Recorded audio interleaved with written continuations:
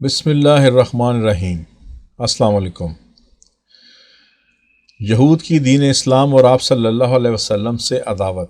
ناظرین کرام، مدینہ طیبہ میں اہل اسلام اعزازی شان سے رہتے تھے اور ہر طرح کی جسمانی تشدد سے محفوظ تھے، مگر یہاں یہودیوں کے ہاتھوں انہیں طرح طرح کی ذہنی اذیتوں کا سامنا کرنا پڑتا تھا۔ تعجب کی بات یہ ہے کہ یہودی خود بھی مدتوں سے آخری نبی کے منتظر تھے اور جب تک وہ نبی آیا نہیں تھا اس کے وسیلے سے فتح و نصرت طلب کیا کرتے تھے اور اس کے مبارک نام کے صدقے فتح و کامیابی کے انعام پایا کرتے تھے۔ یعنی ان بدبختوں نے اس عظیم ہستی کا انکار کر دیا جس کے طفیل زندگی بھر کامیابیاں اور کامرانیاں حاصل کرتے رہے۔ بلا شبہ ایسے احسان فراموش کافروں پر اللہ کی لعنت اور پھٹکار ہے۔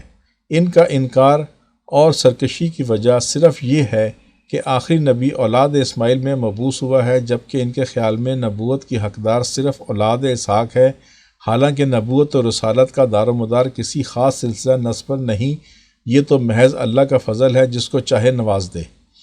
یہودیوں کے عالم عبداللہ ابن سلام کا قبول اسلام۔ یہودیوں کے سربراوردہ لوگوں میں سے صرف ایک ایسے خوش نصیب انسان ہوئے ہیں جو صدقے دل سے سرکار دو عالم صلی اللہ علیہ وسلم پر ایمان لائے اور برملا حق کا اظہار کیا۔ ان کا نام عبداللہ ابن سلام تھا۔ یہودیوں کے عظیم علماء میں سے تھے اور تورات میں آپ صلی اللہ علیہ وسلم کی جو علامات بیان کی گئی تھیں ان سے بخوبی آگاہ تھے۔ چنانچہ جب سرکار دو عالم صلی اللہ علیہ وسلم مدینہ طیبہ تشریف لائے تو عبداللہ ابن سلام حاضر خدمت ہوئے اور چند سوالات کیے۔ آپ صلی اللہ علیہ وسلم نے تشفی بخش جواب دیے تو مطمئن ہو گئے اور آپ کی رسالت کا اقرار کر کے دارہ اسلام میں داخل ہو گئے۔ پھر عرض کی، یا رسول اللہ، یہودی میری علمیت اور سرداری کے مترف ہیں، آپ مجھے دوسرے کمرے میں بٹھا دیجئے اور یہودیوں کو بلا کر ان سے پوچھئے کہ میرے بارے میں ان کی کیا رائے ہے۔ ظاہر ہے وہ میری تعریف کریں گے۔ پھر ان سے کہیں کہ اگر ابن سلام ایمان لے آئے تو کیا تم اس کا اتباع کرو گے، کیونکہ ان کے وہم و گمان میں بھی یہ بات نہ ہوگی کہ میں مسلمان ہو چکا ہوں، اس لیے وہ یہی کہیں گے کہ ابن سلام ایمان لائے تو ہم بھی اس کی پیروی کریں گے۔ اس وقت میں باہر نکل آؤں گا اور ان کے روبرو آپ کی رسالت کا اقرار کروں گا۔ اگرچہ یہودی ایک دغا باز قوم ہے، ہو سکتا ہے وہ اپنے قول سے پھر جائیں، تاہم ان پر حجت قائم ہو جائے گی۔ سرکار دو عالم صلی اللہ علیہ وسلم نے اس تجویز کو پسند فرمایا اور یہودیوں کو بلا بھیجا۔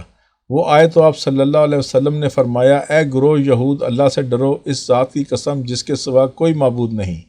تم اچھی طرح جانتے ہو میں اللہ کا رسول ہوں، اس لیے تمہیں چاہیے کہ ایمان لے آؤ، ہمیں آپ کی نبوت وغیرہ کا کوئی علم نہیں۔ یہودیوں نے کہا، اچھا یہ بتاؤ کہ ابن سلام کے بارے میں تمہارا کیا خیال ہے؟ وہ کیسا انسان ہے؟ وہ ہمارا سردار ہے اور سردار کا بیٹا ہے، بہت بڑا عالم ہے اور ایک بڑے عالم کا صاحبزادہ ہے، بہترین انسان ہے اور ایک اچھے آدمی کا فرزند ہے۔ یہودیوں نے ابن سلام کی تعریفوں کے پل باندھ دیے۔ اگر وہ میری رسالت کی گواہی دے دے تو آپ صلی اللہ علیہ وسلم نے پوچھا تو ہم بھی اس کی پیروی کریں گے۔ سرکار دو عالم صلی اللہ علیہ وسلم نے آواز دی، ابن سلام باہر آ جاؤ۔ وہ باہر آئے تو سرکار دو عالم صلی اللہ علیہ وسلم نے فرمایا، ابن سلام، کیا میں وہی رسول نہیں جس کا تذکرہ تورات و انجیل میں ہے اور جس پر ایمان لانے کا تم سے سابقہ انبیاء نے عہد لیا ہے؟ بلا شبہ آپ وہی رسول ہیں یا رسول اللہ، عبداللہ بن سلام نے کہا۔ پھر یہودیوں سے مخاطب ہوئے اور کہا، اے قوم یہود، اللہ سے ڈرو اور ان پر ایمان لے آؤ۔ تم خوب جانتے ہو کہ یہ وہی اللہ کے رسول ہیں جن کی آمد کی بشارتیں تورات و انجیل میں موجود ہیں۔ عبداللہ بن سلام کو سرکار دو عالم صلی اللہ علیہ وسلم کی تعریف میں یوں رطب اللسان دیکھ کر یہودیوں کو آگ لگ گئی اور تلملاتے ہوئے یوں گویا ہوئے، عبداللہ بن سلام، تم بدترین انسان ہو اور ایک بدترین انسان کے بیٹے ہو، اور یوں یہودی تلملاتے ہوئے واپس چلے گئے۔ یہودیوں نے اگرچہ ہٹ دھرمی کا مظاہرہ کیا اور عبداللہ بن سلام کی بات نہ مانی، مگر عبداللہ بن سلام کے ایمان لانے سے یہ نمایاں فائدہ ہوا کہ ایک بڑا عالم سرکار دو عالم صلی اللہ علیہ وسلم کا مصدق و موعد بن گیا، جس کی وجہ سے یہودیوں کے لیے ممکن نہ رہا کہ احکام تورات میں حسب منشا رد و بدل کر سکے۔ ایک دفعہ چند یہودی سرکار دو عالم صلی اللہ علیہ وسلم کی خدمت میں حاضر ہوئے اور کہا، ہم میں سے ایک مرد اور ایک عورت زنا کے مرتکب ہوئے ہیں، ان کے لیے کیا حکم ہے؟ اگرچہ وہ دونوں شادی شدہ تھے اور تورات کے مطابق رجم یعنی سنسار کے مستحق تھے، تاہم یہودی ان کو سزا سے بچانا چاہتے تھے۔ سرکار دو عالم صلی اللہ علیہ وسلم نے ان سے پوچھا، تورات میں رجم کے بارے میں کیا احکام ہیں؟ تورات میں تو رجم کے متعلق کچھ نہیں ہے۔ انہوں نے کہا، البتہ ہم ایسے زانیوں کو رسوا کرتے ہیں اور کوڑے بھی مارتے ہیں۔ عبداللہ بن سلام جو پاس ہی بیٹھے تھے، یہ سنتے ہی وہ بول اٹھے، تم جھوٹ بولتے ہو، تورات میں رجم کا حکم موجود ہے۔ یہودیوں کی دیدہ دلیری دیکھیے کہ وہ تورات اٹھا لائے اور آیات رجم پر ہاتھ رکھ کر اس کا ما قبل اور ما بعد پڑھ دیا۔ عبداللہ ابن سلام جیسے عالم تورات کے سامنے ایسی طفلانہ حرکتیں کیا کام دے سکتی تھیں؟ انہوں نے کہا، تم اپنا ہاتھ اٹھاؤ اور اس کے نیچے جو آیت چھپا رکھی ہے اس کو پڑھو۔ ہاتھ اٹھایا گیا تو آیات رجم ظاہر ہو گئیں۔ کھسیانے ہو کر بولے، عبداللہ ابن سلام سچ کہتا ہے یا محمد، اس میں تو واقعی رجم کی آیت موجود ہے۔ چنانچہ سرکار دو عالم صلی اللہ علیہ وسلم نے انہی کی مذہبی کتاب کے مطابق فیصلہ کر دیا اور دونوں کو سنگسار کرنے کا حکم دے دیا۔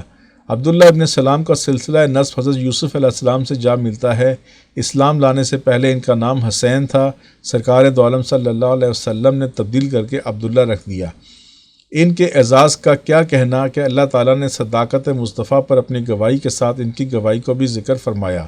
سرکار دو عالم صلی اللہ علیہ وسلم سے کہا کہ کہہ دیجئے یہ دونوں گواہ میرے لیے کافی ہیں۔ چنانچہ ارشاد ربانی ہے، یعنی یہودیوں سے کہہ دیجئے کہ میرے سچا ہونے اور تمہارے جھوٹا ہونے پر اللہ گواہ ہے اور وہ شخص جس کے پاس تورات کا علم ہے، اور میرے لیے یہ دو گواہ کافی ہیں۔ مفسرین کرام کہتے ہیں کہ جس کے پاس تورات کا علم ہے، اس سے مراد عبداللہ ابن سلام رضی اللہ تعالیٰ عنہ ہیں۔ ایک اور مقام پر اللہ تعالیٰ نے ان کو قرآن کی حقانیت پر بطور گواہ پیش کیا۔ بنی اسرائیل میں سے ایک گواہ نے قرآن کے کلام اللہ ہونے پر گواہی دی۔ یہاں بھی شاید بنی اسرائیل سے مراد عبداللہ ابن سلام ہے۔ سرکار دو عالم صلی اللہ علیہ وسلم نے بارہا ان کے جنتی ہونے کی بشارت دی۔ حضرت سعد رضی اللہ تعالیٰ عنہ بیان کرتے ہیں کہ ایک دفعہ رسول اللہ صلی اللہ علیہ وسلم کی خدمت میں ایک پیالہ پیش کیا گیا جس میں کھانے ہی کوئی چیز تھی۔ رسول اللہ صلی اللہ علیہ وسلم نے تھوڑا سا کھا کر باقی چھوڑ دیا اور فرمایا، ایک جنتی شخص آ کر اس کو کھائے گا۔ حضرت سعد رضی اللہ تعالیٰ عنہ کہتے ہیں، میں خوش ہو گیا کہ میرا بھائی عمیر بشارت کا حقدار پائے گا، کیونکہ میں جب گھر سے روانہ ہوا تھا وہ وضو کر رہا تھا، رسول اللہ صلی اللہ علیہ وسلم کی خدمت میں حاضری کے لیے تیار ہو رہا تھا۔ اس سے پہلے کہ میرا بھائی آتا، عبداللہ ابن سلام آئے اور رسول اللہ صلی اللہ علیہ وسلم نے وہ پیالہ ان کو عطا فرما دیا۔ انہی بشارتوں کی وجہ سے صحابہ کرام ان کو قطعی اور یقینی جنتی سمجھتے تھے اور کہا کرتے تھے، جو شخص کسی جنتی کو دیکھنا چاہے اسے چاہیے کہ عبداللہ ابن سلام کو دیکھ لے۔ ساری عمر وعظ و تبلیغ اور دین کی خدمت میں صرف کر کے سن 43 ہجری کو خالق حقیقی سے جا ملے۔ اللہم صلی علی سیدنا مولانا محمد۔ ناظرین کرام، اگر ویڈیو پسند آئی ہو تو لائک کریں، سبسکرائب کریں، بیل آئیکن پر کلک کریں تاکہ ہم سب سرکار دو عالم صلی اللہ علیہ وسلم کی ذات اقدس کے بارے میں زیادہ سے زیادہ جان سکیں اور نئی آنے والی ویڈیو کے بارے میں آپ کو مطلع کر سکیں۔ شکریہ، اللہ حافظ۔